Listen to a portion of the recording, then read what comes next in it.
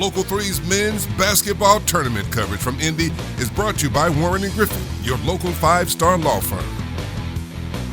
All right, March Madness continues. Tennessee and Kentucky, no stranger to one another, but when it comes to the NCAA tournament, it's foreign territory, but not for sports director Ben Bobick, who's been on the road with the team the last few weeks as he joins us live from Lucas Oil Stadium, Greg. That's not a mistake, not an arena, not a center, not a gymnasium. We're talking stadium. So Ben, tell us how it is being at the home of the Indianapolis Colts football team for a basketball game. Yeah, guys, we were really excited to see this set up inside here. And obviously, this place is no stranger to hosting Final Fours. This building in particular has hosted 3. Indianapolis in general has hosted 8. But when you think about this court, it's in one section of the end zone, not in the middle where it typically is for a Final Four. So we were interested to see the setup. Now, needless to say, it's different for the players. They're no stranger to playing in big-time arenas, in gyms when it comes to that, the basketball gyms, if you will, and in arenas for that front. But when it comes to stadiums, yeah, it's a little bit different, let alone a football stadium. But spending the day here in Lucas Oil, it's different. It's bigger, obviously, but also think about this. Depth perception behind the hoop. Typically in an arena, the seats are closer, or they practice in a gym, there's a wall, and not here. There's nothing but space. But does it really have an effect on the players?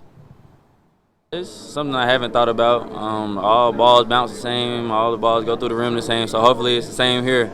I seen it when I walk by, and I'm excited to go out there and see what, when we have a little workout, with a little practice in the minutes, trying to see what it looks like. Definitely was thinking about the depth perception a little bit, since it's like everything's more flat behind the goal, so it's a little hard to navigate. But whenever we get out there, we'll get a good feel about it and see how it is.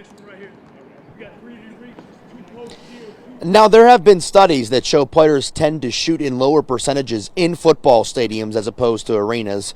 Granted, there's also only so many opportunities to play basketball in a football stadium, and it's typically some of the biggest games of their lives. Now, I'm going to show you what we mean when it comes to this depth perception, because we're actually set up behind the hoop here, at least one of the hoops here at Lucas Oil Stadium, and you can see what Jordan Gainey meant, where it's flat, right? You see the hoop all the way down there. We're at the top of the lower bowl, if you will, at Lucas Oil Stadium, and you could see that's just flat all the way to at least a whole section before it starts to go up. And it's a little bit different than arenas, because arenas obviously a lot more intimate, a lot more packed in, so you're able to kind of see that depth behind it. Obviously, the team was able to practice earlier today, and when we talked to them, it was actually before practice, so we were only able to see them for a short amount of time, but they were able to get out here and get a feel for it. But it is definitely different, and you guys could see that as well, because it's big in here. You got nothing but space, so it'll be interesting to see if that affects the shooting, and it could help Tennessee, because you know what, they struggled guarding Kentucky shooters last time around. So we're going to dive into this matchup a little bit more in the next half hour. Cleveland's own Grant Hurst can help us break it down in sports. Live inside Lucas Oil Stadium in Indianapolis, Ben Bobick,